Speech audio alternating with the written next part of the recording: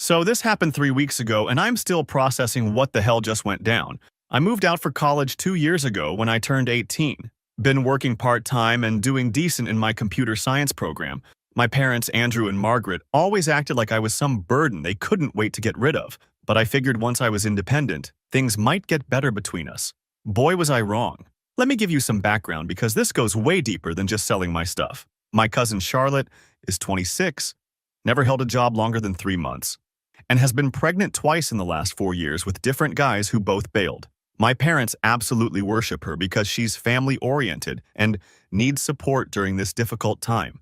Meanwhile, I've been busting my ass in school and working at a tech repair shop to pay my own way, but somehow I'm the disappointment. The thing is, I've been expecting something like this for years. My parents always made it clear that Charlotte was their favorite, even though she's technically my dad's brother's kid. When I was 16, they gave her my birthday money because she needed it more for baby supplies. When I graduated high school, they skipped my ceremony to help her move apartments. I learned early that, in their minds, Charlotte comes first, and I'm just the ungrateful kid who doesn't appreciate family. So 3 weeks ago, I'm finishing a run around campus when my phone starts blowing up. Dad texts me first, and I swear to you, reading this made me want to throw my phone into traffic. He says we sold your bed, desk, and everything in your room for $800 because Charlotte needs it for her baby. Want to come home for Christmas? Buy us a new living room set. $2,500 cash, otherwise stay away because we already changed the locks and gave your key to her. But wait, it gets so much better. Mom jumps in immediately after with her own special message. She tells me, by the way, we told everyone you abandoned us for your rich girlfriend. Which is hilarious because I'm single and broke as hell, sees? And the whole church thinks you're ungrateful trash. Pay up, or we'll tell them you hit me last Thanksgiving. Which never happened, by the way. I've never laid a hand on either of them. Then Dad sends another one that made my blood boil. Your cousin's moving into your room permanently because she deserves family support unlike you. Remember when you begged us not to sell Grandpa's watch he left you? We sold that too. $400 for her crib.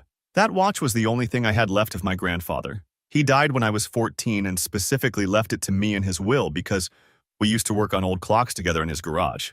It was a 1960s Omega that he wore every day for 40 years. They knew how much it meant to me. I literally cried when I found his will and saw he remembered our time together. But Mom wasn't done yet. She adds that the neighbors already think I'm on drugs and asks if I want them to confirm it. At this point, I'm standing in the middle of campus looking at these messages thinking, what kind of parents threaten to spread lies about their own kid being a drug addict just to extort money? Here's what really gets me, though. They thought I was just some broke college kid who would either pay up or disappear quietly. They had no idea I've been planning for something exactly like this since I moved out. See, I learned something important from my grandfather before he died. He told me that sometimes family will try to take advantage of you, and you need to be ready to protect yourself. So I've been preparing. I kept every cruel text, every time they chose Charlotte over me, every broken promise. I documented how they used my college fund for Charlotte's first baby expenses. I saved the messages where they called me selfish for wanting to keep my own birthday money. Most importantly, I've been staying in touch with my grandfather on Dad's side. You know, the one whose watch they just sold. My grandfather Connor is 83, owns 3 rental properties, and still sharp as a tack. He never liked how my parents treated me, but he's old school and tries to stay out of family drama. However, he's also the one who co-signed the lease on my parents' house 5 years ago when Dad lost his job and they almost got evicted. He's been letting them live there below market rate ever since. The second I read those messages, I knew exactly what I was going to do. This wasn't some impulsive decision. I've been waiting for them to cross this line for years. I drove straight to Grandpa Connor's house and showed him everything. Every single message, every threat, every lie they were planning to spread about me. You should have seen his face when he read about them selling his watch. That watch was his father's, passed down through 3 generations, and they sold it for crib money without even asking. When he got to the part about them telling the church I abandoned them, he actually stood up from his chair. This is a man who never raises his voice, never gets dramatic, but he was shaking with anger. Grandpa spent about an hour going through all the messages I'd saved over the years. The birthday money theft, the missed graduation, the constant favoritism toward Charlotte. He kept muttering things under his breath that I won't repeat here. Finally, he looks at me and says he's seen enough. That evening around 6 p.m., Dad starts calling me over and over. When I finally answer, he's absolutely screaming. What did you tell him? He's giving us 30 days to get out.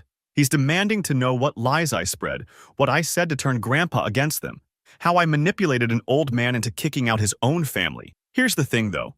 I didn't manipulate anyone. I just showed Grandpa the truth.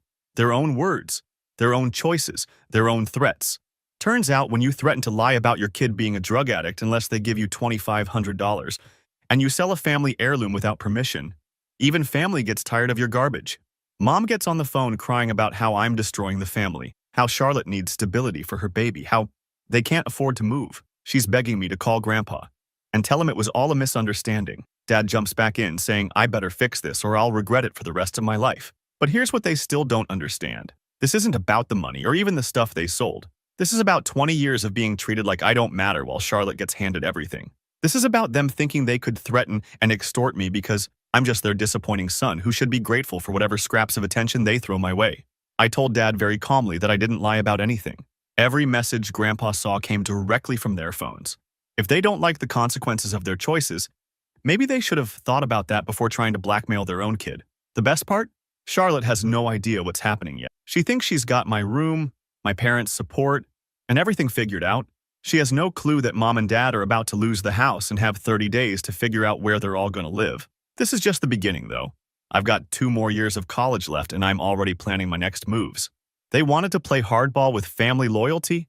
Let's see how loyal everyone stays when the truth comes out.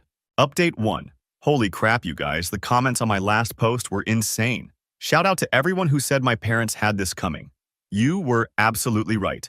And to the person who said I should have seen this coming years ago, trust me, I did see it coming. That's exactly why I was ready. So it's been 2 weeks since Grandpa Connor gave them their eviction notice, and my parents have completely lost their minds. I'm talking multiple calls every single day, showing up at my work, even driving to my campus. They're not taking no for an answer, and they definitely aren't accepting responsibility for anything they did.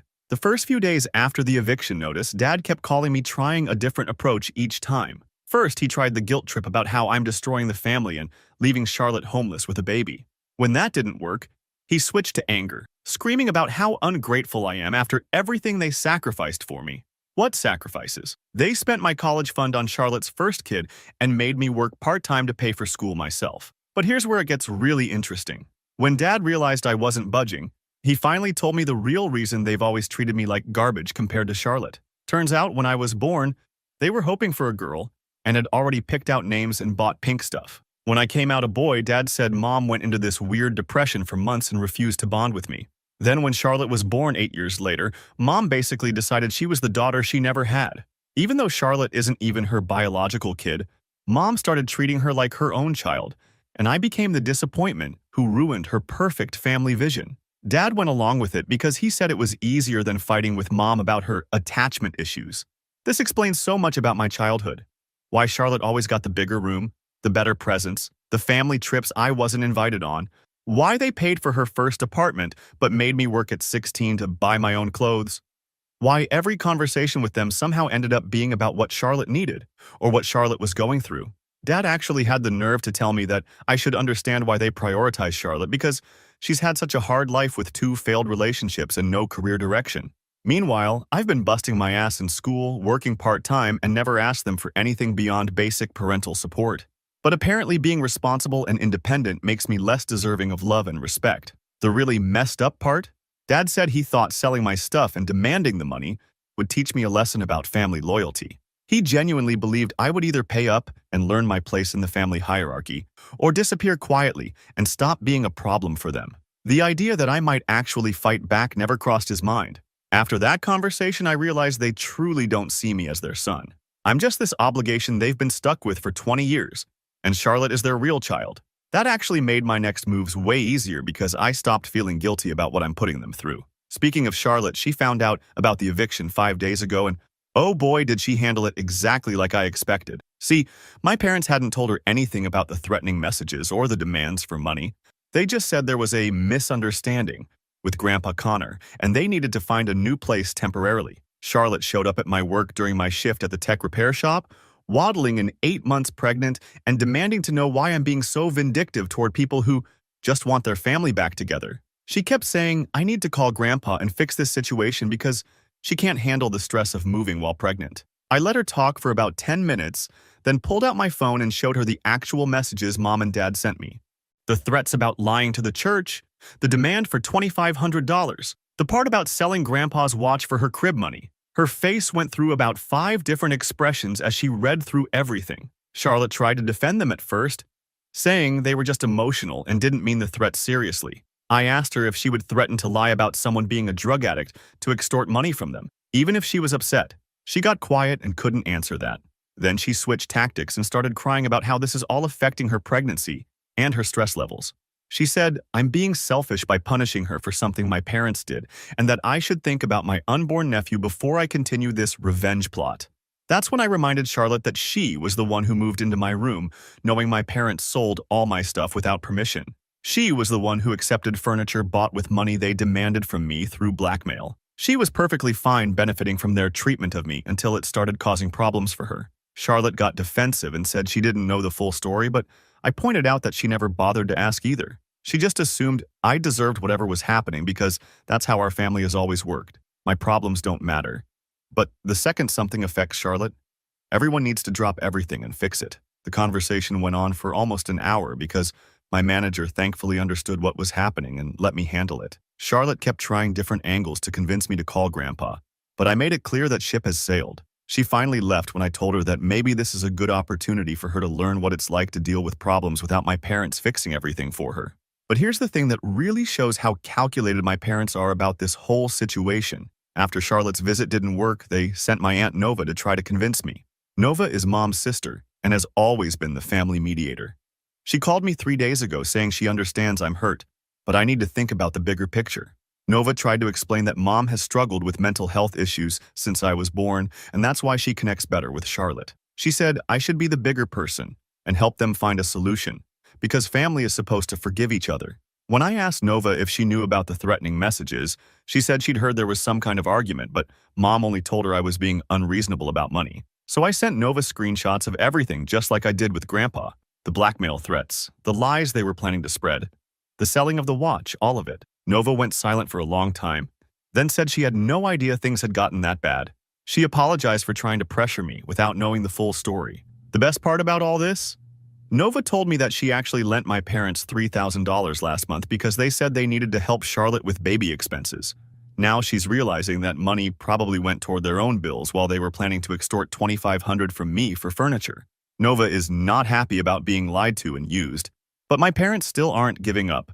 Yesterday, Mom showed up at my campus crying and begging me to at least call Grandpa and ask for more time to find a place. She said they've been looking at apartments, but everything is too expensive and they need their deposit money back from Grandpa to afford first month's rent somewhere else. I told Mom that maybe they should have thought about housing costs before they decided to threaten their son with false accusations to steal money from him. She started crying harder and saying she never meant for things to go this far. She was just scared about Charlotte being homeless and desperate for a solution. That's when I realized something important. Mom wasn't really apologizing for what they did. She was sorry it didn't work. She was sorry I had the resources and connections to fight back instead of just taking their abuse like they expected. If Grandpa hadn't been in the picture, or if I hadn't kept evidence of their behavior, they would have gotten away with all of it. The deadline for them to move out is in 2 weeks. Charlotte is supposed to give birth in 3 weeks. And I've got one more major play ready that's going to completely change their situation. They think losing the house is the worst thing that can happen to them, but they have no idea what I've been planning while they've been running around trying to fix this mess. Time to show them what real consequences look like when you spend 20 years treating your kid like he doesn't matter. Update 2. You guys, I can't even believe what happened yesterday. The level of manipulation and desperation my parents reached is absolutely mind-blowing. But here's the thing. I was ready for it. So remember how I said I had one more major play planned? Well, it turns out I didn't even need to execute it because my parents literally handed me the perfect opportunity on a silver platter. It's now exactly 1 week before their eviction deadline, and Charlotte went into early labor yesterday morning.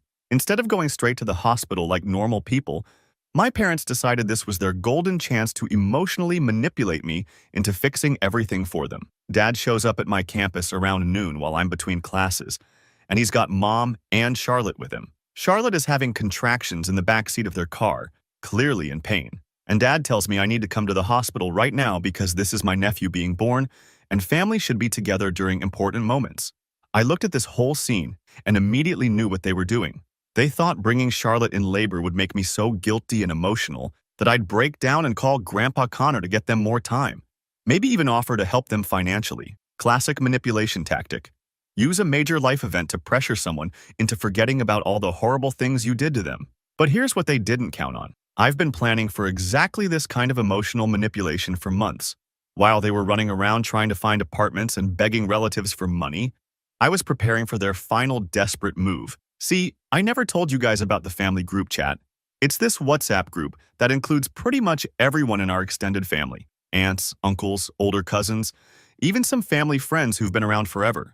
Mom started it a few years ago to share updates and photos, and it's got like 30 people in it. The beautiful thing about this group chat is that my parents have been using it to control the narrative about our situation.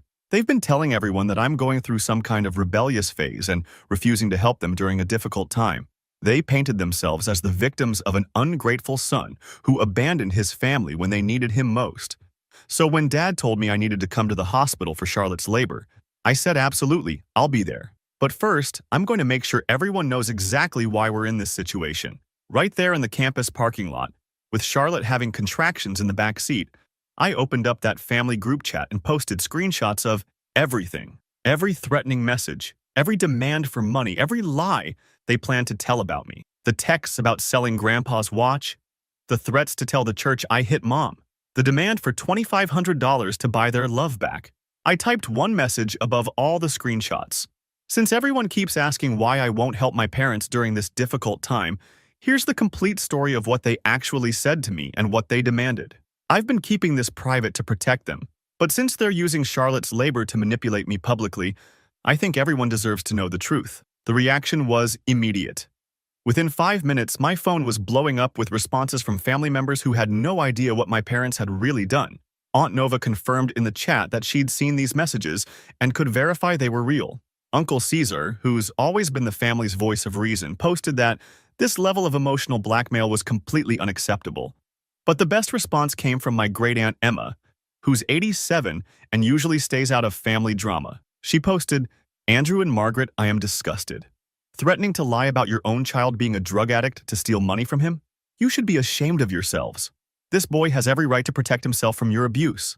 Dad watched me typing and posting and started demanding to know what I was doing. When I showed him the group chat, he went absolutely ballistic. He started screaming about how I'm destroying their reputation and making Charlotte's labor about my petty grudges instead of focusing on the baby. That's when I realized something that made everything click into place. Dad wasn't angry because I was lying or exaggerating.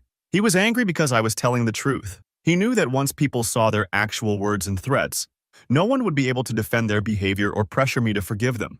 Mom started crying and begging me to delete the messages, saying this isn't the time or place for family drama with Charlotte in labor. I told her very calmly that she was absolutely right. Threatening your son with false accusations while demanding money definitely wasn't the time or place for drama. But that didn't stop her from doing it. The whole conversation lasted maybe 15 minutes.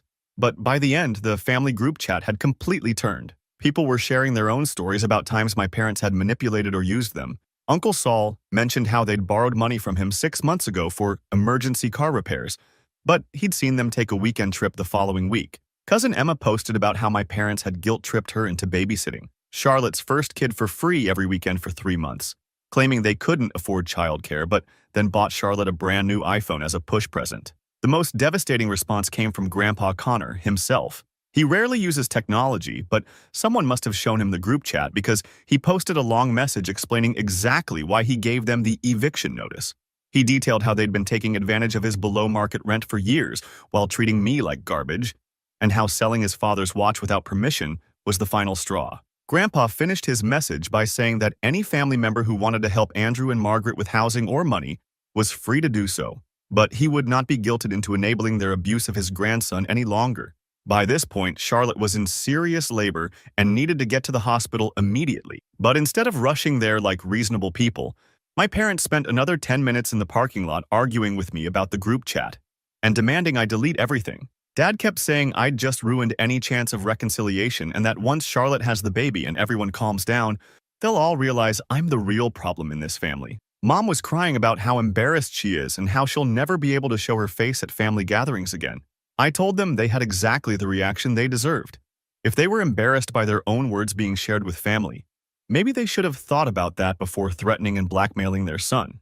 If they wanted to be seen as good parents, Maybe they should have tried actually being good parents instead of manipulating everyone around them. The crazy part is that even while Charlotte was in active labor, they were more concerned about their reputation and controlling the narrative than actually getting her medical care. It took me literally telling them that Charlotte needed a hospital immediately before they finally drove away.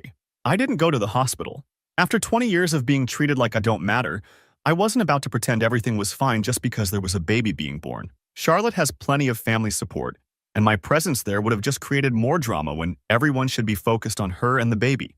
But here's what really shows how this whole situation has played out. Since yesterday, I've gotten messages from 7 different family members offering to help me with school expenses, internship connections, or just general support. People who I thought had believed my parents' victim narrative actually knew something was wrong, and were just waiting for the truth to come out.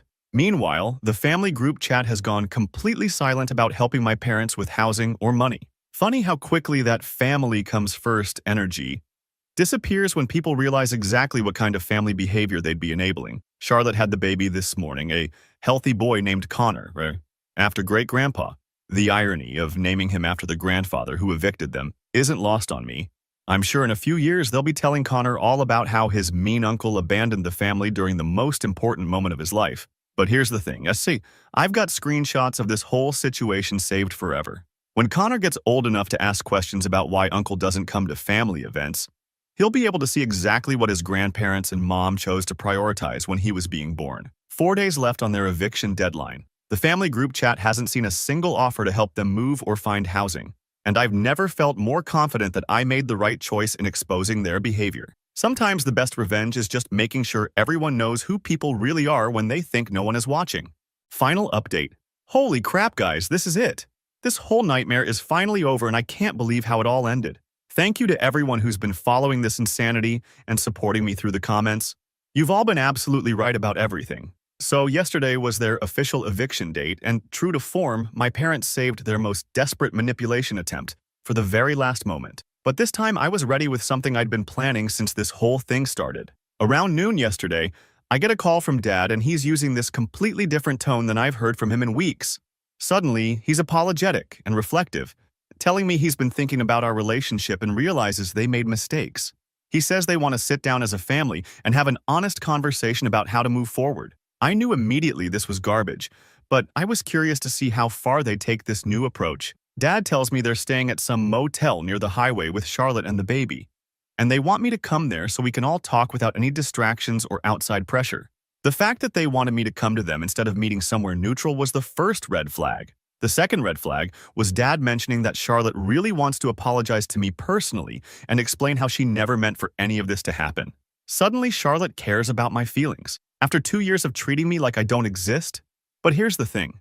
I've been waiting for exactly this moment. The moment when they'd finally be desperate enough to drop all their pride and actually try to manipulate me face to face. Because I had some things I needed to say to them, and I wanted to see their faces when I said it. I drove to the motel, which was exactly as depressing as you'd expect. It's one of those places that rents rooms by the week to people who have nowhere else to go. Dad meets me in the parking lot and immediately starts with this whole speech about how much he's learned from this experience and how he wants to be a better father. He tells me that losing the house has made him realize what's really important in life, and that's family relationships.